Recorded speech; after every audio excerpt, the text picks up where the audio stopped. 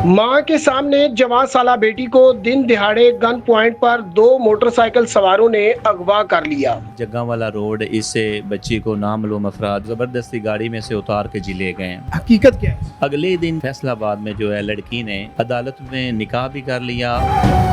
Sir, एक FIR दर्ज होती है जिसमें वालदा बच्ची की मुद्दईया है और उसने कहा कि दिन दिहाड़े मेरी बेटी को गन पॉइंट पर अगवा कर लिया गया है। हकीकत क्या है?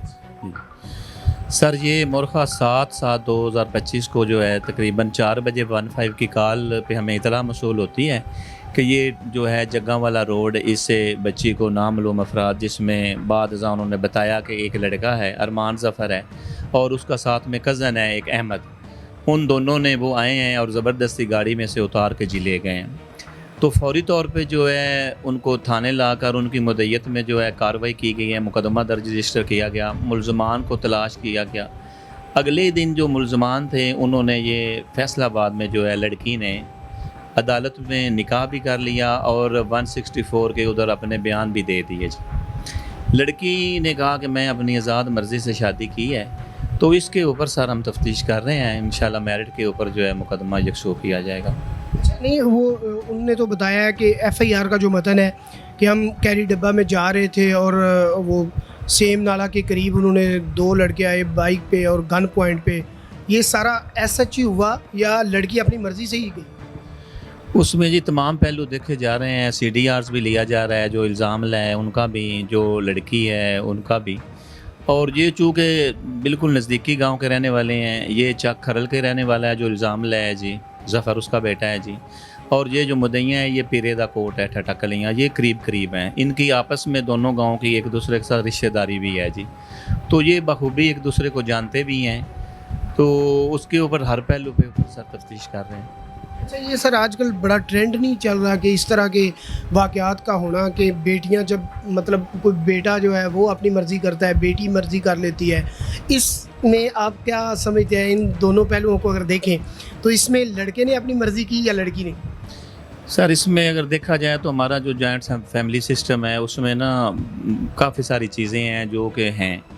तो इस तरह के इश्यूज़ होना जो है ना ये एक नेचुरल भी है।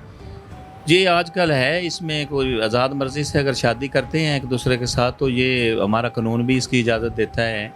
तो जो है हमारा मज़हब भी कहता है कि एक दूसरे को अगर कोई पसंद करता है तो वो इजाब और कबूल कर सकते हैं जी। नाज़रीन, ये हमारा अलमिया है कि हम जब बेटियां जवान होती हैं तो उनकी मर्ज़ी के बगैर उनके रिश्ते तय करते हैं। ये भी एक बड़ा फैक्टर है खालिस्तान देहातों में। और जो लड़के होते हैं वो भी हमारे बुज़ुर्ग बैठ के फ़ैसला करते हैं, जबकि ऐसा नहीं होना चाहिए। बुज़ुर्ग फ़ैसला भले करें लेकिन उनको बच्चों की मर्ज़ी जो है वो ज़रूर लेनी चाहिए, क्योंकि इसकी शरीयत भी इजाज़त देती है और हमारा कानून भी हमें इजाज़त देता है कि जब आपका बेटा या बेटी बालिग हो जाए तो उसकी मर्ज़ी के मुताबिक उसका रिश्ता जो है वो इस्तवार करें। FIR हुई कि अगवा हो गया, लेकिन अगले ही दिन लड़की का निकाहनामा और उसके बयान, लड़की के बयान भी हुए जी, 164 के बयान भी हुए हैं जी। किस अदालत में हुए?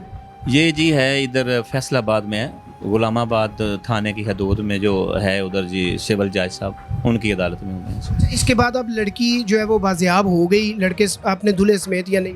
जी, लड़की ने बिल्कुल 164 की स्टेटमेंट दी, 161 की स्टेटमेंट दी। लड़की जो है इधर ये खालिद सलीम सोल साहब हैं, उनकी अदालत में प्रोड्यूस की गई जी। तो ये एडिशनल सेशन जज साहब हैं इधर हाफिज़ाबाद के, उनकी अदालत में भी इसको प्रोड्यूस किया गया है जी। तो अब सारे मामले को जी मेरिट पे देख रहे हैं। अफसरान बाला की जो डायरेक्शंस हैं, इसमें जो SOPs हैं, IG साहब के जो स्टैंडिंग आर्डर्स हैं या हमारा कानून है, उसके मुताबिक सारा अमल कर रहे हैं।